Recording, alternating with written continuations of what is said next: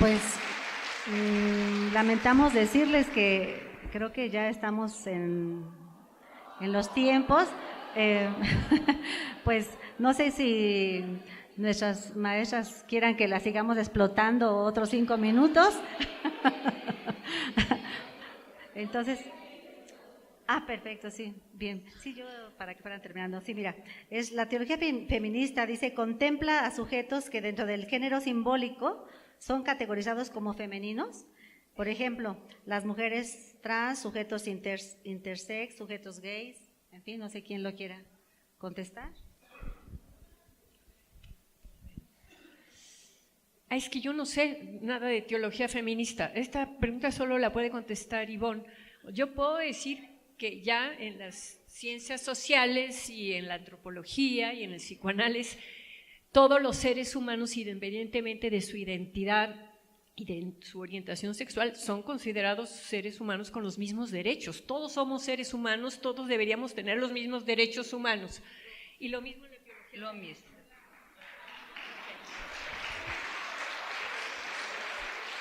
Hay una pregunta que está desde el inicio y se fue dejando.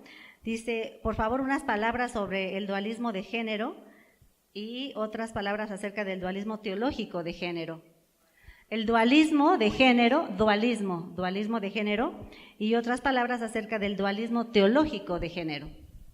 A ver, el dualismo de género tiene que ver con la diferencia anatómica.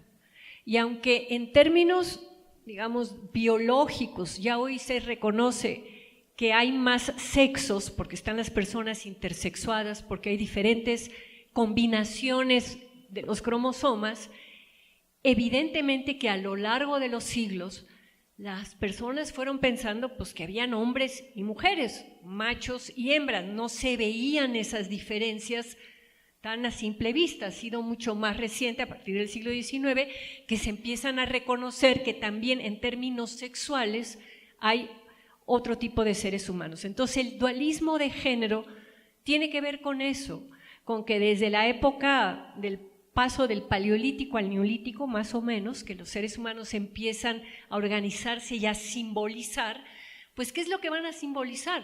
Van a simbolizar que un cuerpo que tiene los genitales por fuera, que tiene un pene, es distinto de un cuerpo que tiene vagina y que de repente le empieza a crecer la panza y de repente le nace una criatura entre las piernas. Entonces esa simbolización llevó a la adjudicación de papeles, de todo, pero además a la internalización de muchas cosas. Entonces, yo no sé nada de teología feminista, pero sí sé, digamos, que el mensaje simbólico de Adán y Eva tiene que ver con este rollo binario, aunque ya en 1994 el Vaticano reconoció que no venimos de Adán y Eva, sino que somos herederos de los primates, que Darwin tenía razón, pero se tardaron hasta 1994 en entenderlo. Todavía se resisten algunos, siguen pensando en Adán y Eva. Entonces, el binarismo tiene que ver con eso.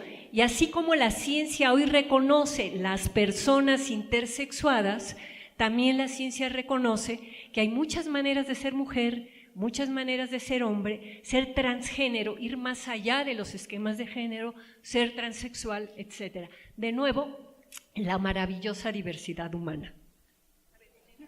No, digamos, yo solo añadiría que además es interesante ver cómo la Iglesia, y no, yo tampoco soy teóloga, pero cómo la Iglesia ha pretendido dar todo el peso sobre la biología, cuando efectivamente durante siglos nos han tratado de convencer de que las mujeres veníamos de la costilla de Adán, o todavía en ciertas escuelas, especialmente en Estados Unidos, pero no solo en Estados Unidos, se rehúsan a reconocer la teoría evolucionista y siguen contando en las escuelas la teoría creacionista, ¿no? Entonces, digamos, es una utilización de la biología para simplemente tratar de demostrar que el papel que ocupamos en la sociedad viene dado y determinado, eso es lo que argumentan, viene dado y determinado por las razones biológicas, ¿no? Entonces, por eso acusan a quienes reivindicamos que estas diferencias hay un componente cultural importantísimo, pero entonces, digamos, una forma de quitarnos valores, decir que, bueno, que son intentos de científicos nuestros, que son unas osadías, porque en realidad la biología ahí está, ¿no? Son las propias contradicciones en que entra estos sectores de la Iglesia, donde por un lado durante siglos se han rehusado a entender la biología y ahora resulta que la biología es lo que explica absolutamente todo, ¿no?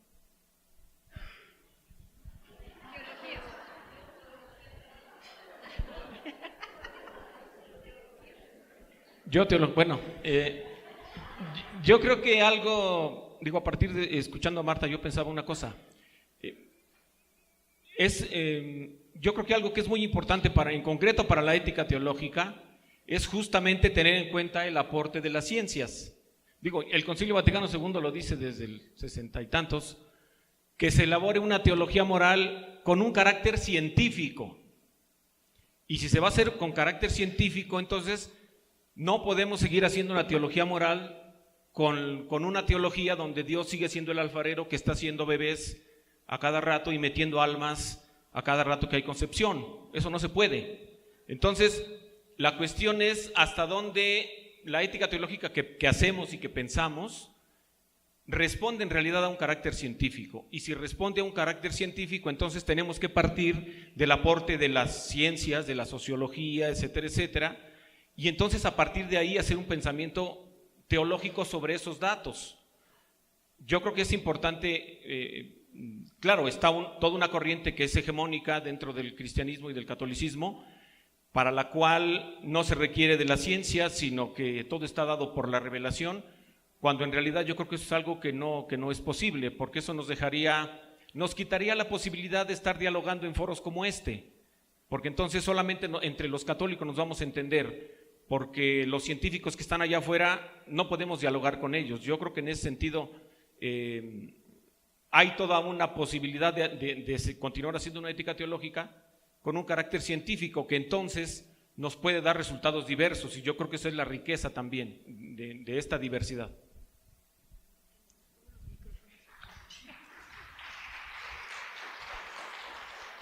Bueno, mi aporte a la pregunta del dualismo teológico, estoy de acuerdo que los datos de la ciencia tienen que ser llevados en cuenta y todo eso, pero de nuevo lo que yo siento en la oficialidad de la jerarquía católica es que después sí, aceptamos, pero volvemos al caldo dualista primitivo. ¿Cuál es el caldo dualista primitivo? Es que de hecho creemos casi que históricamente, yo hablaba con algunas compañeras hoy sobre algunas pesquisas que se hacen científicamente en arqueología, no sé qué, pero en la teología se vuelve de nuevo a la creencia que Dios, cuando se dice Dios, se dice algo que sí es espíritu, pero tiene algo de masculino. Aunque digamos que no, pero sí. Y a tal punto que en el cristianismo Dios toma la carne de un varón. Bueno, ustedes van a decirme, no vas a cambiar hasta esto, no voy a cambiar, no, tranquilas.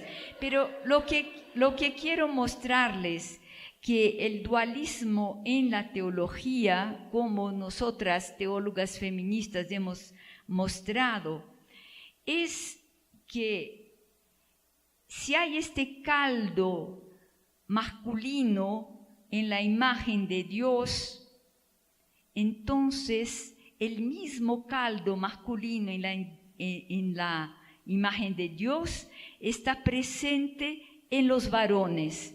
¿Qué quiere decir? Como decía Mary Daly, si Dios es hombre, los hombres son dioses, ¿no?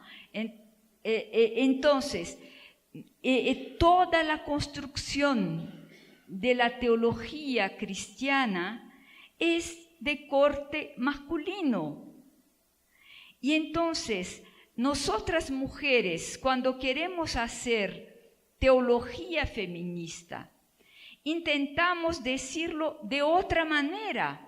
Y esta otra manera no es aceptada, porque van a decirnos, no es así que está en la Biblia. Yo digo, sí, pero se puede entender de otra manera. Hay hermenéuticas distintas. Y las hermenéuticas, ¿qué son? Son interpretaciones ubicadas, datadas, contextualizadas, para que el texto que viene de una tradición pueda servir también a mi tradición. Entonces, el gran conflicto de las teologías feministas es que hay realmente un dualismo teológico desde el género, o sea que es un dualismo jerárquico donde el género masculino, sin hablar de las diferencias que ya hemos evocado, de la transexualidad, de la homosexualidad, de la bisexualidad, todo eso, pero no hay esto, es un modelo de sexualidad que está presente. Entonces, cuando intentamos hablar, por ejemplo, yo siempre pido a la gente, ¿por qué tienen que decir Dios Padre Todopoderoso? ¿Por qué tienen que decir esto?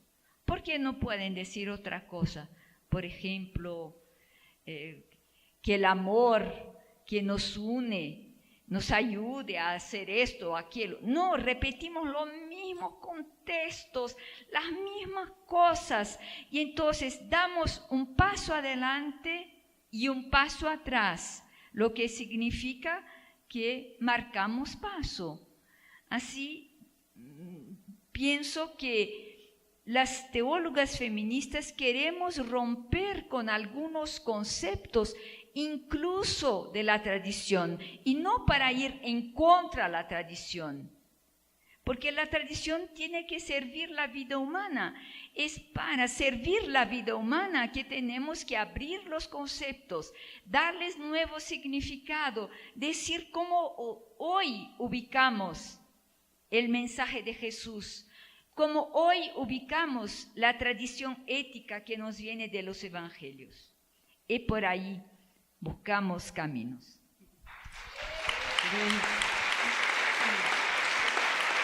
Pues para cerrar este conversatorio, cada uno de ustedes en un minuto, si quiere decir unas últimas palabras para cerrar el conversatorio. ¿Quién gusta empezar? Bueno, empiezo yo. Yo creo que entre otros aportes de la teología feminista, para mí hay uno que es muy importante, que tiene que ver con que da pie o propone en el fondo una metodología, ¿no? Que yo creo que para mí es la metodología que aparece en la Biblia, que aparece en los evangelios, es cómo interpretar la experiencia de Dios como seres humanos, ¿no? Para mí uno de los sentidos de la teología feminista es cómo las mujeres, desde su ser mujeres y desde su situación como mujeres, desde su situación social, política y económica, hacen teología. Cómo leen la realidad en la que están viviendo en una perspectiva teológica. Yo creo que eso es algo muy importante que ha hecho la teología feminista. Hace algunos años se hablaba de sujetos emergentes, por ejemplo, en el terreno de la teología de la liberación se hablaba de sujetos emergentes, indígenas, migrantes, obreros, mujeres, etcétera, etcétera. Y yo creo que las mujeres como sujetos han emergido en el terreno teológico. Yo creo que ya no, se podía hablar de sujetos emergentes en la medida en que haya más mujeres que hagan teología, pero yo creo que en ese sentido ya no es tanto el tema del sujeto emergente femenino, sino cómo la mujer hace teología desde su experiencia, que ha pasado por muchas cosas que se han mencionado durante este día. Y yo creo que en ese sentido es algo que nos puede servir, como también la humanidad desde las diferentes problemáticas, como se han mencionado aquí, aborto, sexualidad, situación política y económica, cómo desde ahí todos y todas, bautizados y bautizadas, podemos hacer lecturas teológicas para dar razón de la experiencia que hemos tenido de Dios desde nuestro ser. Y yo creo que en ese sentido la teología feminista es un camino que nos puede mostrar una metodología que nos puede servir y creo que nos debería servir a todos. ¿No?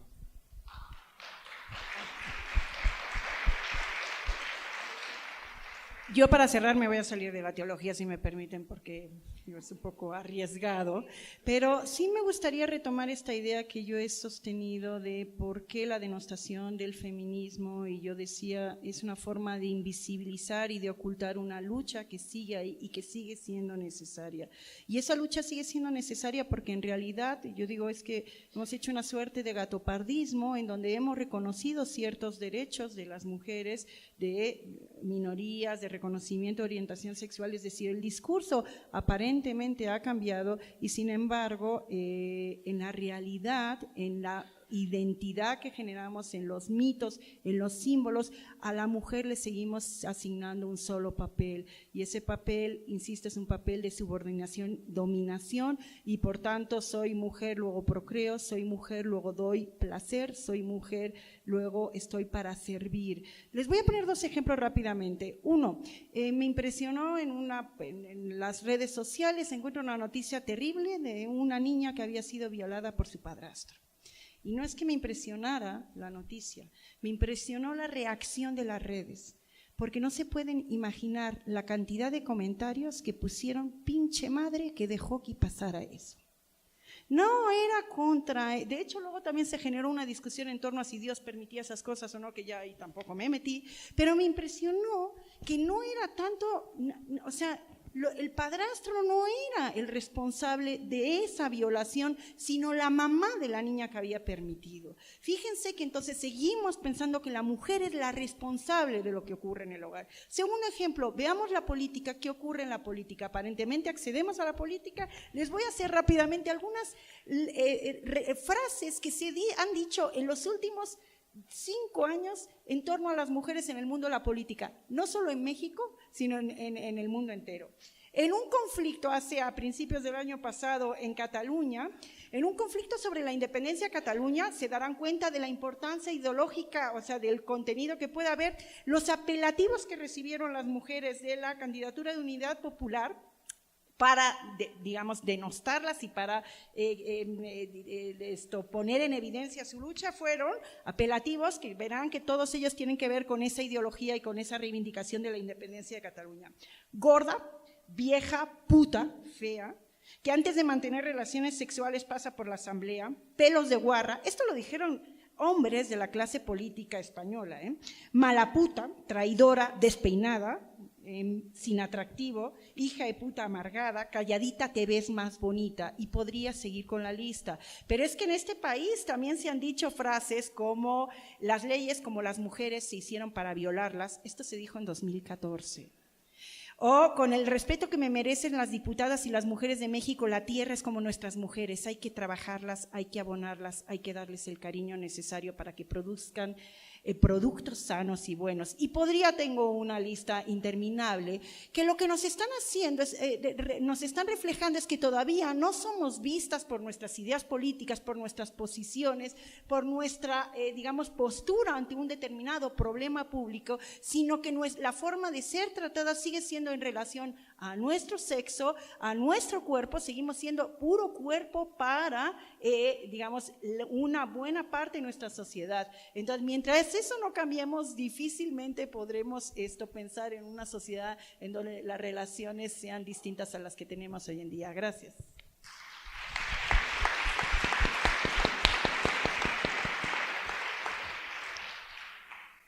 A mí me preocupa la rivalidad entre las mujeres. Rivalidad. Mujeres juntas ni difuntas. Pinche vieja es una puta, lo dicen las mujeres. Comparto todo lo que dijo Elena, lo suscribo totalmente, pero también creo que ese tema de cambiar también nosotras. O sea, el feminismo, hay muchos feminismos, cada quien elegirá qué línea del feminismo quiere trabajar, hay mucho trabajo que hacer, pero creo que todas deberíamos de empezar por hacernos una autocrítica, ¿no? Y decir, bueno, ¿qué estamos haciendo, reproduciendo muchas veces esos comentarios denigratorios, machistas, de, bueno, pues las feministas, ¿no? Sí creo que el tema del conocimiento, y me enteré el día de hoy, me da mucho gusto que se está armando un doctorado de género, de estudios de género, aquí en la Ibero. Me parece… Hoy se fue a la CEP. Sí, yo me acabo de enterar, nosotros en la UNAM acabamos de pasar de programa a centro de investigaciones, así que ustedes nos llevan la delantera, será muy interesante verlo. Pero sí el conocimiento. A mí me chocó siempre que Teléfonos de México agarrara esa frase de que hablando se entiende la gente, porque sí es cierto, el debate público sirve para confrontar prejuicios y creencias, para darles sustento, para abrir esas ventanitas de perspectivas distintas donde ver cierto tipo de cosas. Hay mucha confusión sobre el género, hay mucha confusión sobre el feminismo. Creo que hay un trabajo muy importante en términos académicos, pero también en términos personales. No quedarnos nada más con un discurso, con una manta, con una cartulina en una marcha que nos escandalice, sino decir, ¿qué hay atrás? ¿Por qué hay tanto dolor, tanto sufrimiento, tanta indignación? Probablemente no haya que cambiar el nombre, me convenciste, pero lo que pasa es que yo ya llevo 40 y tantos años cargando ese nombre y de repente siento que no me basta para explicar lo que quiero, pero entender que el feminismo también es el asunto de los hombres me parece que es una de las tareas y una de las batallas más importantes que tenemos que dar.